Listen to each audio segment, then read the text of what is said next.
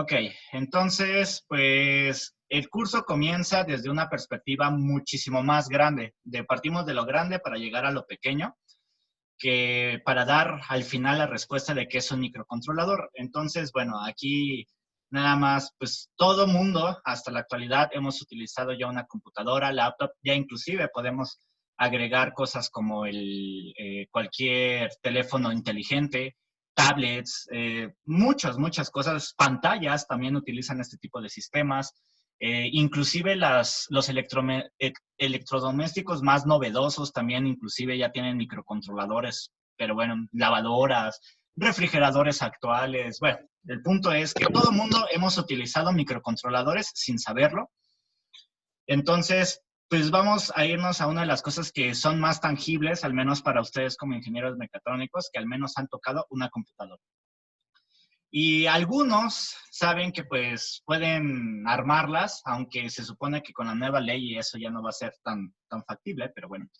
Y saben que cuando ustedes eligen una computadora o quieren armar una computadora, para aquellos que saben, pues tienen que elegir que si un procesador, que si AMD, que si Intel, que si que el tipo de procesador, si un i5, un i7, un i4, perdón, un i3, qué tipo de tarjeta de video, si también va a ser una AMD, por ejemplo, si va a ser una NVIDIA, por ejemplo. Entonces, bueno, el punto es que cuánto de RAM, si más, si menos, disco duro, inclusive en la actualidad ya tenemos que pensar si utilizamos un disco de estado sólido, que son la novedad, o si utilizamos un disco todavía de mecánico. Entonces, bueno, el chiste es que se pueden ir completando muchas cosas, se pueden ir eligiendo entre un montón de productos que tenemos eh, pues en el mercado. Y lo más importante, y esto es como algo súper mega importante que deben de tener en cuenta, se supone que ustedes arman cualquier sistema computacional, y más adelante lo vamos a ver que también de microprocesadores, de microcomputadoras, cualquier sistema que armen, inclusive cuando hablamos de otras materias, lo hacen para satisfacer un objetivo. Eso es lo más importante. ¿Por qué estoy armando yo una computadora? Ah, pues porque la verdad es que le estoy metiendo un montón de RAM y le estoy metiendo una aceleradora de gráficos de 6 gigas de RAM y un montón de cosas. ¿Por qué? Pues porque a lo mejor quiero jugar X juego y que se vea bien, ¿no? Y que lo corra súper bien y que lo corra mínimo a 60 frames, ¿no? Por decir algo. O yo, pues resulta que estoy armando una computadora sencilla porque a lo mejor solamente se necesita utilizar cosas como hojas de cálculo de Excel, por decir algo, o no sé, ¿no? El chiste es que siempre es para satisfacer un objetivo. Eso siempre yo creo que muchos de los proyectos que les han dejado a lo largo del tiempo en el ICLA, pues les han dicho, ¿no? No, pues cuando propones el proyecto, pero siempre te dicen la famosísima justificación. Entonces, siempre ya como ingenieros, ustedes tienen que realizar estos sistemas con un objetivo. Entonces, lo más importante es entender por qué lo estoy haciendo, porque de ese por qué vienen las necesidades que tienen y cómo se satisfacen estas necesidades. Entonces, si yo parto de algo grande, de entender cómo es toda la problemática, entonces, primero yo lo comprendo y después yo ya puedo construir programas, por ejemplo, construir sistemas, puedo empezar a ver alternativas. O sea, si me voy desde lo macro a desde qué pantalla voy a elegir, qué marca, qué características, qué teléfono, así me voy un poquito más adentrando, cuánto de RAM, qué capacidad de memoria de RAM, qué marca de RAM, ¿no? No es lo mismo a lo mejor poner un disco de estado sólido de la compañía Adata a poner uno Samsung, por ejemplo. Bueno, hay muchas. Entonces empiezas a tener un poquito más de expertise en todo esto. Entonces, empiezas a entender la estructura de lo que vas a hacer, sus factores, el diseño. Entonces, en general, a esto le vamos a llamar arquitectura. Ya, si lo vemos desde el punto de vista de computadora, le vamos a empezar a dar el nombre de arquitectura de computadoras. ¿Para qué sirve? Para eso, para poder armar de la mejor manera posible, a mi criterio, claro, un sistema. Entonces, bueno, eso es básicamente lo que dice el primer párrafo. Y entonces, pues bueno, la arquitectura de computadoras, pues es básicamente el estudio de la estructura, funcionamiento y diseño de las computadoras. No solamente lo podemos poner hasta ese punto, ¿no? O sea, no solamente las computadoras. Reitero una vez más, la arquitectura de construcción de un sistema, que es una generalización, aplica para todo. Entre más yo empiece a tener esa expertise, pues mucho mejor. Por ejemplo, hay alumnos del ICLA que tienen trabajos familiares en donde uno de mis alumnos del semestre pasado, sus papás y en general su familia se dedicaba a la venta de ciertas piezas, sobre todo de tornillos. Entonces, pues ellos vendían tornillos y él lo que quería implementar era eso, empezar a implementar más cosas para que no se quedaran como que en la era clásica, ¿no? En donde nada más llegaban las piezas y las ibas, las buscabas y demás. Él ya quería empezar a implementar tecnología. Entonces, la idea es que ustedes empiecen a hacer empiecen a tener más experiencia en todos estos sistemas para poder implementar nuevas tecnologías. Entonces, en general, la arquitectura es o está basado en cuestiones de hardware. Entonces, eso es lo importante. Cuando nos referimos a arquitectura es eso, hardware, lo que lo compone físicamente. Por eso, nuevamente, he hablado desde la RAM, disco duro, etc. Entonces, ¿hasta aquí alguna duda? Es la arquitectura RISC de las computadoras. ¿Cómo? ¿Cómo? ¿Alguien dijo algo de la arquitectura RISC? Yo fui. Dime. ¿Qué era la arquitectura REST o algo así? De las computadoras. Eso ya es como un poquito todavía más especializado. Ahorita todavía estamos hablando así como de una generalidad. La RISC, la voy a mencionar más adelante, pero la RISC, te lo adelanto nada más, es el set de instrucciones que tiene una computadora en su procesador. Y ese es el punto. Cada computadora tiene un set de instrucciones, o sea, todos varían. Pero me voy a meter un poquito más adelante con eso, pero es un aspecto de la arquitectura. No es la arquitectura en sí, es un solo aspecto. ¿Me explico? Ok, sí está bien, dije, sí. No me tenía duda de eso. Sí, hay varias. De hecho hay varias. RISC, CISC, CISC con S. Hay muchas, pero es solo un aspecto. Así como lo que veíamos justamente de elegir la memoria, elegir el procesador, elegir bla, bla, bla, bla, bla. Solamente estos son elementos de la arquitectura. Y son físicos, esa es la parte importante, son físicos. Bien, bueno, continuamos. Entonces, bueno, una vez que nosotros tenemos esa expertise y nosotros ya podemos elegir entre diferentes cosas, entre diferentes marcas, entre todo lo que acabo de decir, pues nosotros ya podemos determinar eso que está también afortunadamente subrayado, que es las posibilidades y limitaciones, que ahí lo pude haber escrito, se me olvidó, de un sistema, en este caso informático. Reitero, se puede hacer en grande, para un sistema, le pude haber dejado así. Entonces, porque pues claro, no es lo mismo tener por ejemplo, ahora que van a salir los nuevos iPhone, creo que son no me acuerdo cómo se llama la nueva generación de iPhone, ¿alguien sabe? Creo que ¿Cómo? 12. No entendí, perdón. Bueno, no importa, vamos a suponer que tenemos la comparativa del iPhone X de Apple contra el Galaxy S10 de Samsung, ¿no? Entonces, pues hay que ver que, por ejemplo, el iPhone, pues es una versión bastante limitada y que es la versión S5, ¿no? Por ejemplo, respecto a la Samsung. Entonces, hay que tener justo, ya empezar a conocer técnicamente las limitaciones del producto. Si ustedes van a hacer un proyecto, entonces la parte importante es esa.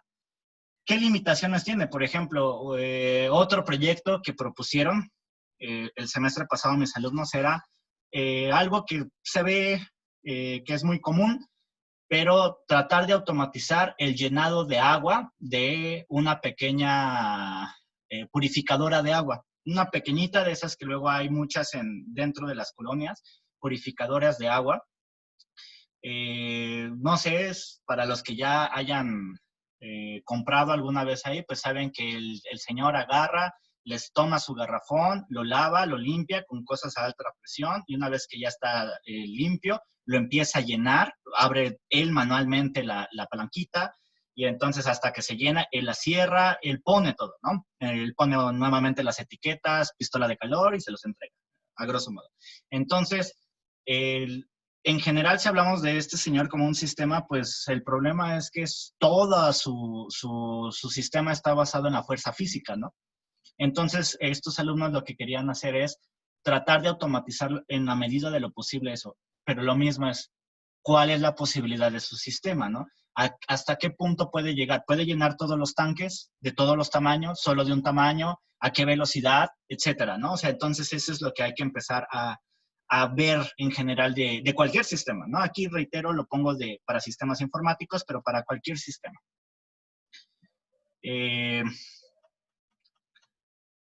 Bueno, aquí, como lo puse, la arquitectura en general se enfoca a la forma de construir. Entonces, es algo redundante, pero es para que se les quedara, pues, un poquito grabado eso, ¿no? Que finalmente la arquitectura está enfocada a la construcción de un sistema y sus partes. Bien, entonces eso es por un lado. Aquí hablo un poco acerca de la ley de Moore. No sé si alguno de ustedes antes, si ya lo leyeron, antes de leerlo ya sabía acerca de esta ley de Moore. ¿Alguien ya la conocía antes? No. No. ¿No? La ley de Moore es relativamente famosa en ingeniería. ¿Alguien? Sí, la mayoría dice que no. Y es el típico que expresa que la tecnología va a ir incrementando de forma exponencial.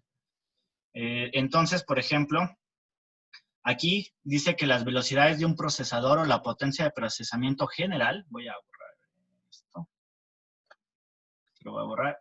Según Moore, él decía que con esto desde que empezó la revolución tecnológica, sobre todo de las computadoras, él se enfocó mucho o mantuvo, y por eso es la ley, y que estas velocidades de procesamiento, potencias, se iban a duplicar cada 2 años, que hasta ahorita, por cierto, se ha ido cumpliendo, ¿no? ¿Qué quiere decir eso?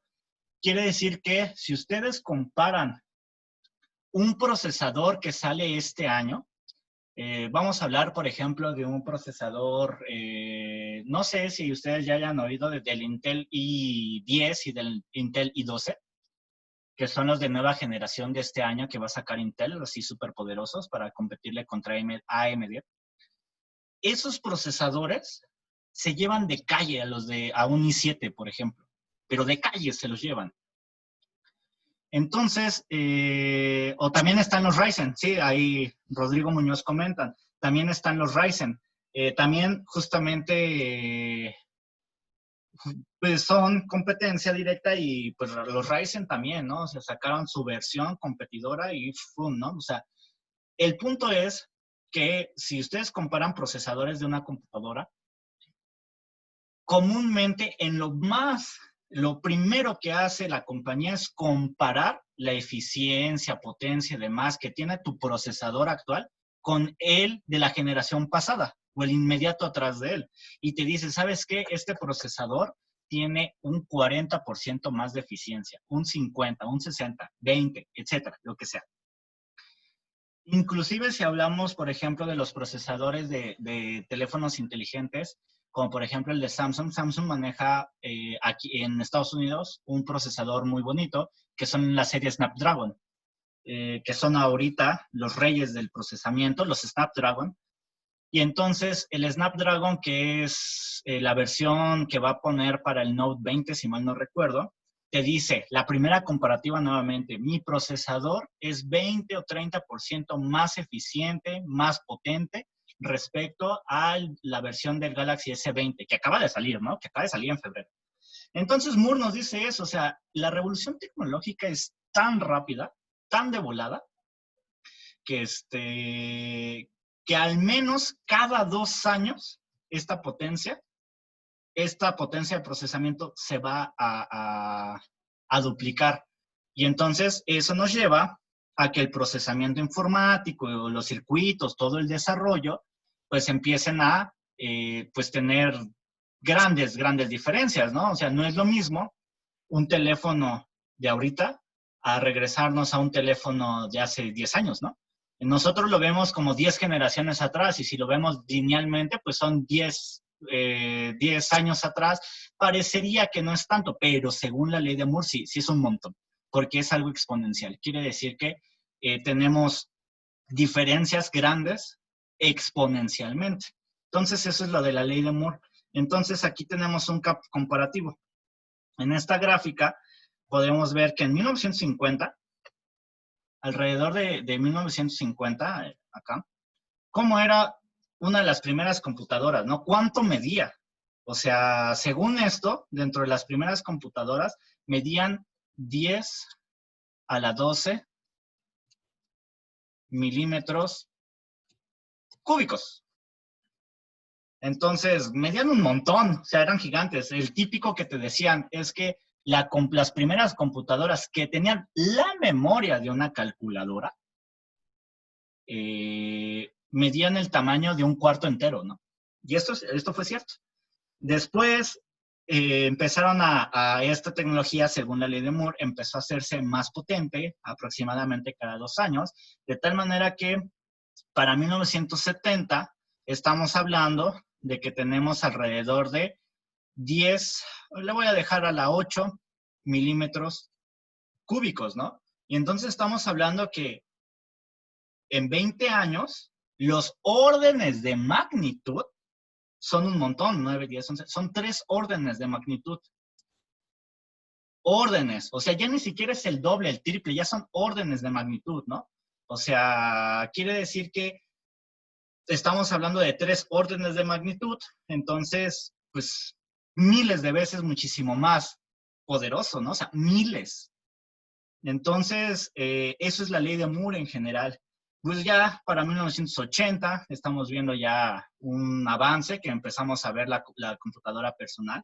Y de 1980 a 1990, que viene la laptop, y ni se diga en 10 años, ¿no? ¿Qué pasó después de eso, no? De 1990 a 2000, nuevamente podemos ver que son órdenes de magnitud lo que disminuye. Es nada, ¿no?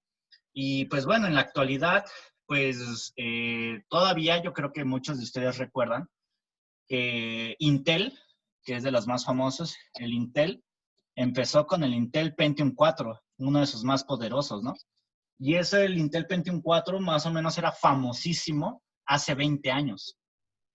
Si comparamos el Intel Pentium 4 con un Ryzen o un Intel i10, por ejemplo, o un i12, este Intel, o sea, ni de chiste le llega a los talones, ¿no? O sea, la velocidad de procesamiento, una, es superior. Luego, otra, el tamaño de un procesador actual es muchísimo más pequeño. Y no solamente eso, de que es más pequeño físicamente el slot. No solamente eso. Aparte, en la actualidad, en el mismo, vamos a ponerlo inclusive exageradamente, vamos a poner, voy a borrar todo esto. Voy a borrar todo esto. Vamos a suponer, voy a hacer una comparativa un poquito exagerada, claro. Vamos a poner aquí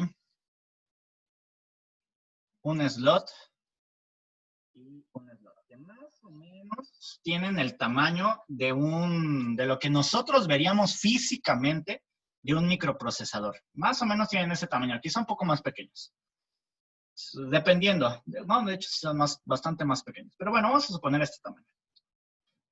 Vamos a nombrarlo, que es un Pentium 4. Y estuvo presente más o menos en el año 2000. Y luego aquí vamos a nombrar el que sea, Ryzen i7, no sé, el que sea, voy a poner un Intel, un i7. Un i7, no me voy a ir ni siquiera hasta los grandes, al i10 y 12. Y un i7 claro de 10ª generación, que es en el que vamos. Un i7 de 10ª generación. Uno podría decir, pero ¿qué crees? Te equivocaste, están del mismo tamaño. Pues no, porque la diferencia es que este Pentium 4 aquí ocupaba todo el tamaño y resulta que aparte, aquí en estos, nosotros tenemos 8 procesadores, ¿no? Y eso me estoy yendo a las versiones comerciales para casa, ¿no? Si nos vamos a cosas más potentes, industriales, ya no hay, puede haber procesadores hasta de 12 núcleos, ¿no? Entonces, los núcleos, la capacidad de núcleos, aquí ya hay 8. O sea, se supone que en este i7 caben mínimo 8 veces el Pentium 4 del año 2000, ¿no? Entonces, bueno, más o menos eso es la ley de Moore. Entonces, pues, ¿qué nos esperará, por ejemplo, para el año 2030, ¿no? Entonces, ¿alguna duda con respecto a esto de la ley de Moore?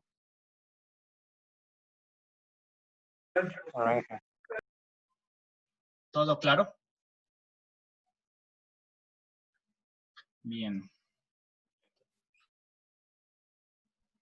Ok, entonces vamos a borrar todo esto.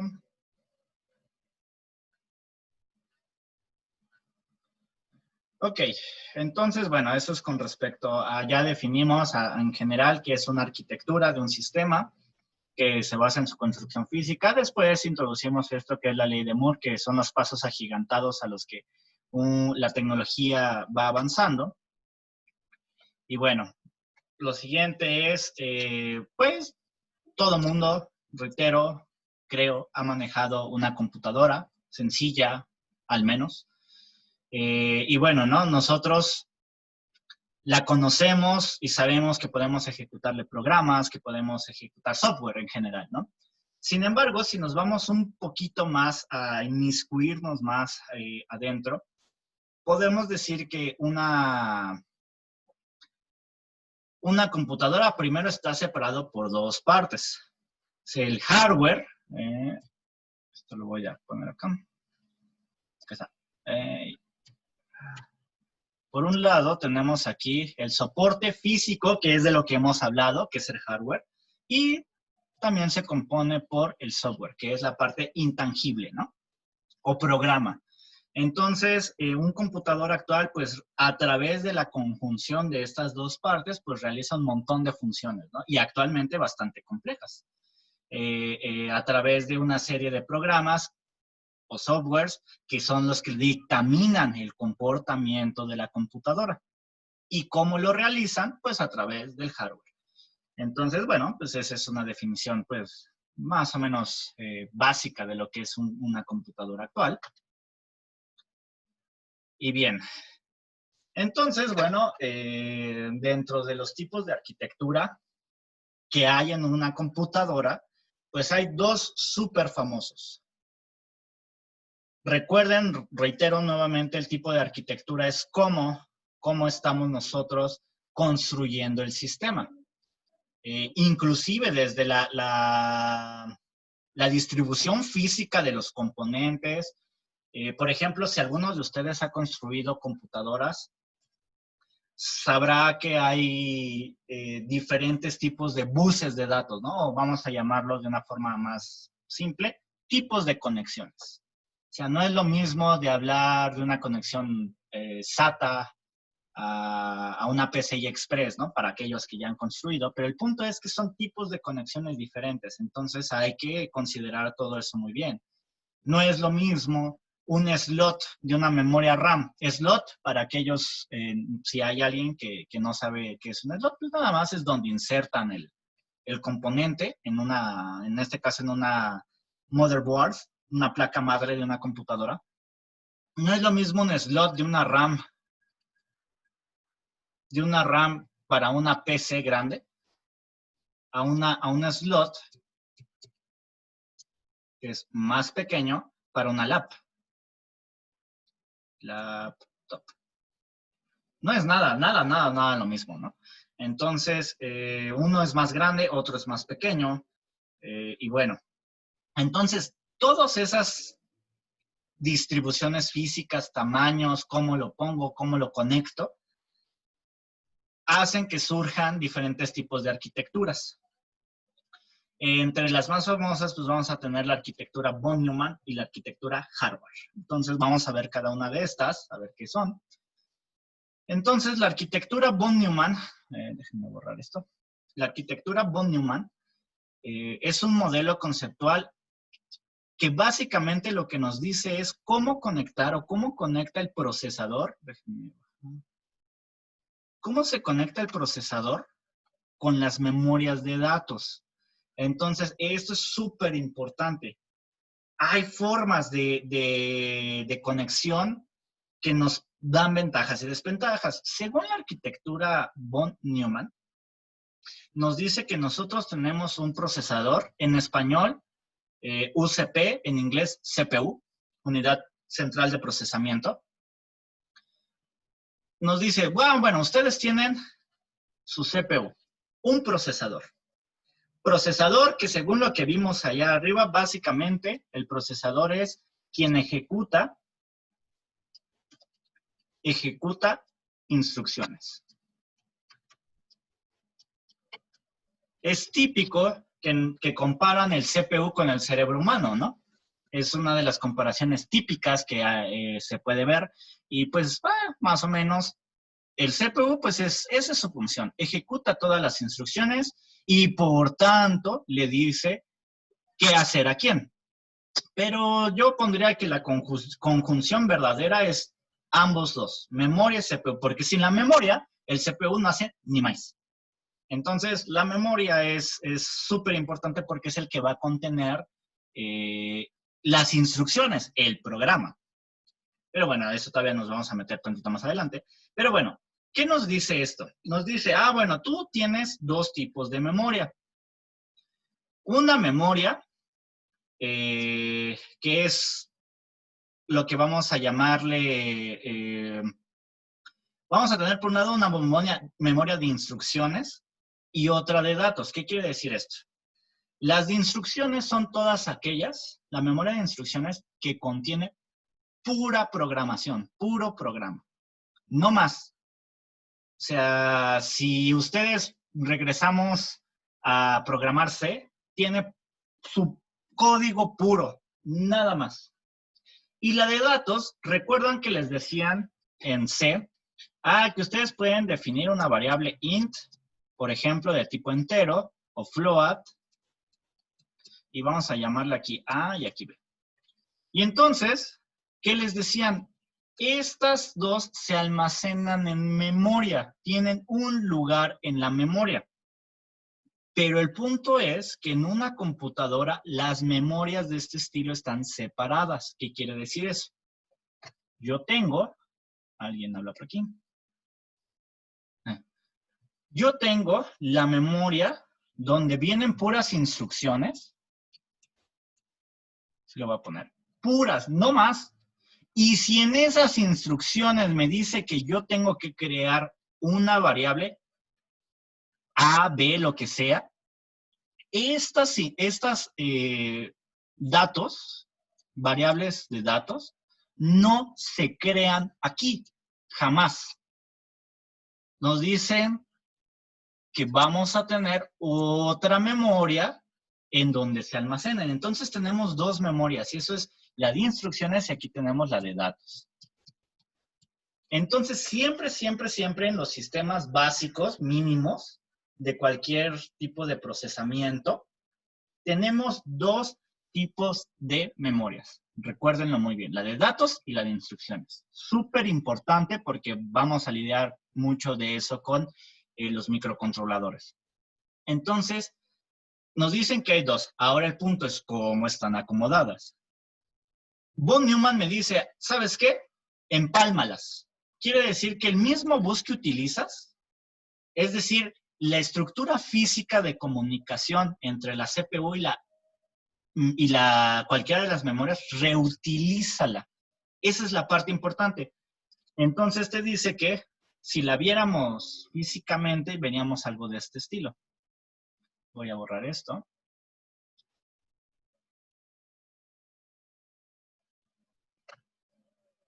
Veríamos algo así. Tengo el CPU. Tengo aquí el CPU. CPU, o reitero, UCP, dependiendo si está en inglés o en español. Aquí tengo la memoria de datos, le voy a poner MD, y la memoria de programa, que le voy a poner MP. Y entonces el CPU tiene las líneas físicas de conexión. Si nosotros lo viéramos en un protoboard, serían alambres. En una placa madre, pues son pads, pero que también están hechas por vías de cobre o metálicas. Y tiene esto así, tiene esto así. Voy a dibujar 4 nada más, pueden ser más. Y te dice, la von Neumann reutiliza estas mismas aquí. El mismo bus, el mismo pad, los mismos alambres, si lo hicieran en protoboard, reutilízalos. Se va a acabar el tiempo, reiniciemos, por favor.